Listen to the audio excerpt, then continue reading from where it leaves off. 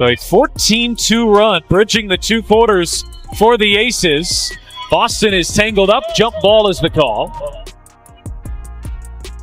I mean, when you reach around from behind to tie somebody up, that doesn't usually get you a jump ball. I mean, I don't know how. Watch this play right here. Look. They're going to call jump ball from behind? Look at A'ja Wilson's like looking at the ref. Helio Boston's like, you got to be kidding me. When it felt like the referees were leaning heavily in favor of the Las Vegas Aces, the Indiana Fever chose to respond with determination and fight. The game raised serious questions about WNBA officiating, especially with several calls appearing to benefit A'ja Wilson and prompting a strong reaction from coach Stephanie White. Yet instead of crumbling under pressure, the Fever stood tall and battled harder. Caitlin Clark's composed reaction on the sideline said it all. This team refuses to let anything, even questionable officiating, shake their focus or spirit. Look like the WNBA referees has been caught yet again not playing fair with the Fever with Stephanie White, and she said that's bullshit. She said it's just like that, man. I've never seen Stephanie White curse, bro. She cursed yesterday at the game. You want to know what really pushed Stephanie White to her breaking point? It wasn't just one bad call, it was the steady stream of lopsided officiating that became impossible to ignore. Coaches don't usually lose their cool without a reason, but in this game, the imbalance was clear from the very first whistle. The calls started leaning toward Las Vegas almost instantly, creating a rhythm that felt off and had Fever fans questioning what was really going on. The most frustrating part, when it becomes predictable, when you already know which team is going to benefit before the play even unfolds. Man, this moment right here was so egregious, man. I just wanted to point it out. I had to point it out, dog. There was no way, all right, that you can't tell me that the A'ja Wilson whistle isn't a thing. The breaking point came during a play that laid bare the inconsistencies in WNBA officiating. A'ja Wilson clearly made contact from behind on a Leah Bostana moment that should have resulted in an obvious foul. Instead, the referees inexplicably called a jump ball. Boston took hard contact, yet the officials acted as if nothing was wrong.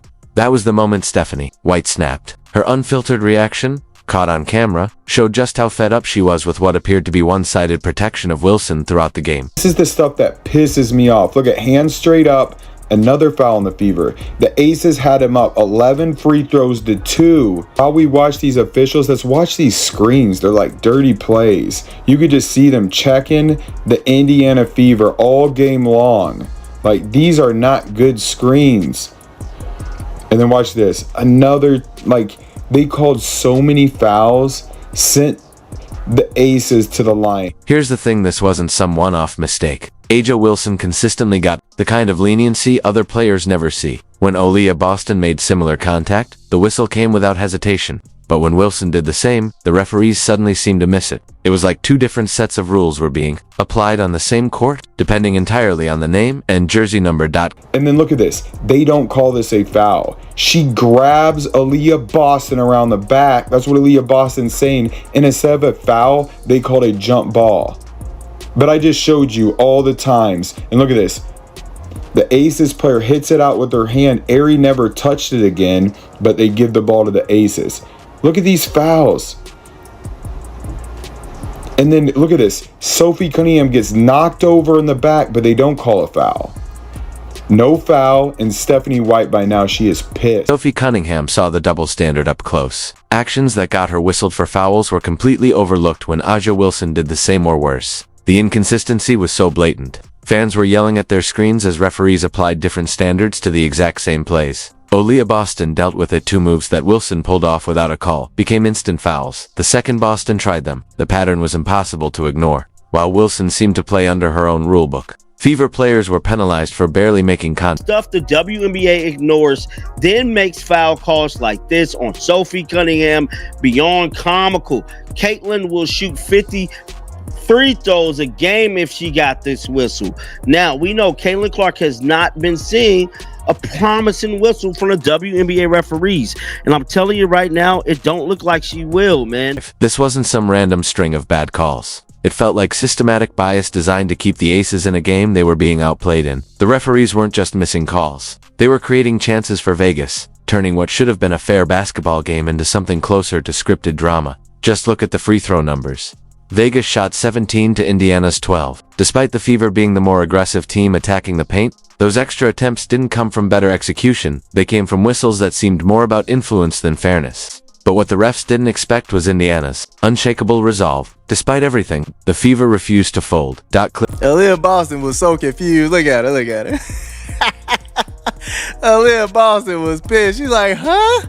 Man, look, the Asia Wilson whistle, dog. Unmatched. Only two whistles that could match that whistle is Nafisa Collier and Breonna Stewart, dog. Those are only two other whistles that can match that whistle, dog. Oh my goodness. The Fever players rose to the occasion when it felt like unfair officiating was threatening to take the game out of their hands. One by one, they delivered key plays that chipped away at the Aces title hopes. If you're looking for mental toughness, look no further than this team's refusal to fold under pressure. Kelsey Mitchell, in particular, had a rocky start, missing her first 4 shots and going just 4v19 through 3 quarters, all while dealing with a game flow constantly disrupted by questionable calls. But where others might have broken, Mitchell found her moment in the 4th quarter. She took over, scoring 9 points on 4 of 5 shooting, including the clutch 3-pointer that put Indiana ahead for good. From that point on, they never looked back. Handoff Cunningham. Cunningham too strong. Mitchell able to save the day. And it's Mitchell going right to the rim. Beats the shot clock and lays it in. Mitchell to the rescue. Sessions very disruptive, causing all kinds of havoc, late shot clock situations. And then Kelsey Mitchell.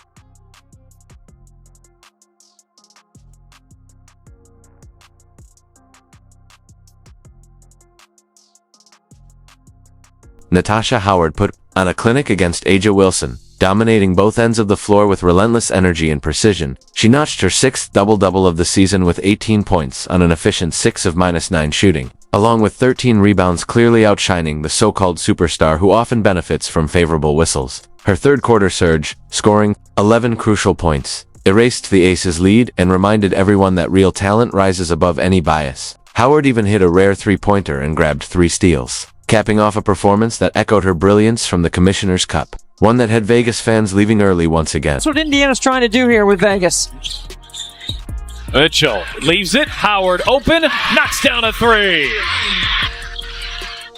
Here's McDonald. Jitterbug into the paint. Howard, aggressive attack. Left hand. Got it to go. And a foul. When she gets the basketball in space and she's got a one-on-one, Natasha Howard has a lot to do. In her last 6 games from the 3-point line. There's McDonald running the floor, doesn't get the whistle, but guess who to clean up?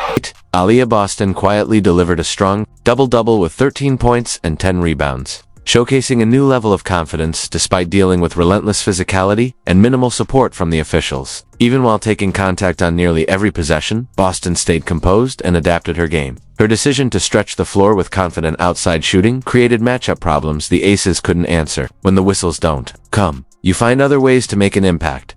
Boston did exactly that, hitting shots no one could take away from her.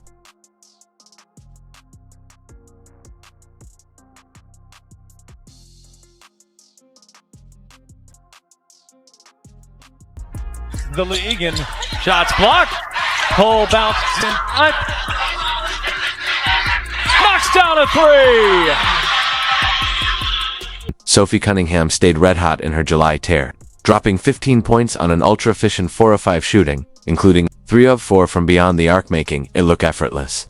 This wasn't an outlier. It was just business as usual for a player shooting an incredible 58.1% from 3 over her last 6 games, while averaging 13.7 points. Her elite shooting and tough, versatile defense made her the ideal complement to Indiana's core lineup, and every time another shot splashed through the net, you could see the frustration building on Asia Wilson's face. Offense was not the issue for Indiana on Tuesday. They put up 84 points despite the absence of Caitlin Clark. Cunningham hit 5 threes, and it's her first tonight. Stay with Indiana. So Sophie Cunningham doing a really good job of reading the stagger. You have options off that, and she's reading the second. Ari McDonald saved the best moment for last. With 35 seconds remaining and the game hanging in the balance, McDonald buried the clutch 3-pointer that sealed Vegas's fate. She went 3 for 3 from beyond the arc, including that dagger that was the only shot she took in the 4th quarter. McDonald's 9 points, 4 assists, and 2 steals in 22 minutes proved that depth wins championships.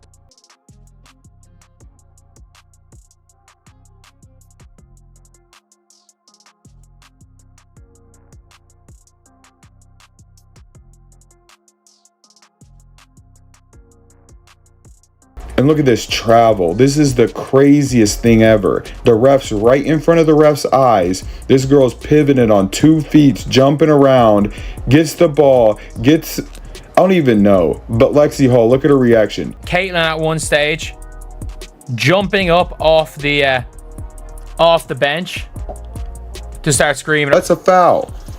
Ari McDonald goes up and gets hit in the air, no foul called, right? And then they call a foul on her for not even touching a person.